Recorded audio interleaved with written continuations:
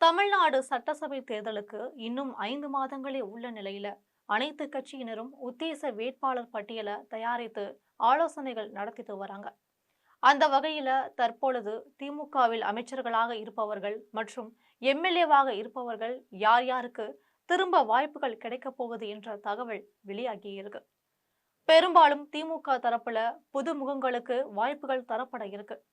இது பற்றி ஜம் தொலைக்காட்சி வழங்கும் சிறப்பு செய்தி தொகுப்பை இப்போது பார்க்கலாம்.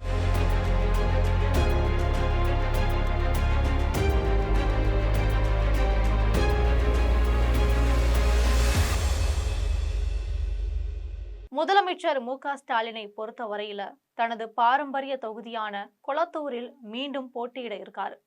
துணை முதல்வர் மற்றும் இளைஞரணி செயலாளராக இருக்கும் உதயநிதி ஸ்டாலின் சேப்பாக்கம், திருவல்லிக்கேணி தொகுதியில மீண்டும் போட்டியிடுறாங்க.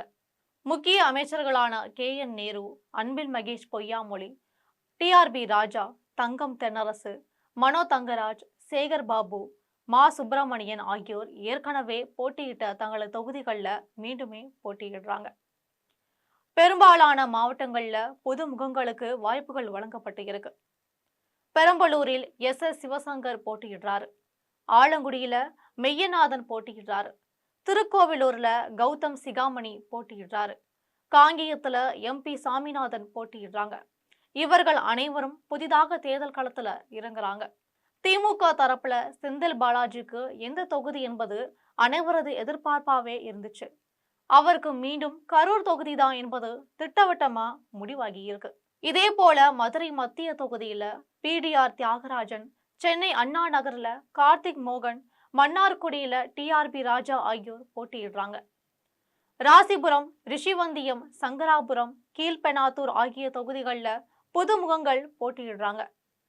இதே போல தென்காசி, ஆலங்குளம், விருதுநகர், ராஜபாளையம், மானாமதுரை போன்ற தென் மாவட்டங்கள்ல பெண்கள் மற்றும் இளம் வேட்பாளர்கள் போட்டியிடுறாங்க. தூத்துக்குடி தொகுதியில கீதா ஜீவன் மீண்டுமே போட்டியிடுறாரு.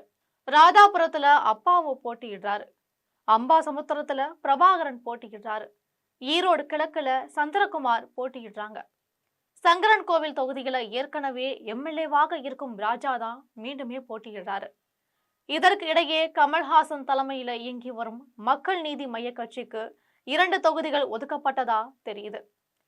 அந்த வகையில் மக்கள் நீதி மைய கட்சியை சேர்ந்த தொழிலதிபர் முருகானந்தம், ஓய்வு பெற்ற IG மௌரியா அல்லது கவிஞர் சிநேகன் போட்டியிடலாம்னு சொல்லப்படுது. இது போன்ற அரசியல் பின்னணி செய்திகளை அறிந்து கொள்ள ஜெம் தொலைக்காட்சியுடன் எப்போதும் தொடர்பில் இருங்கள்.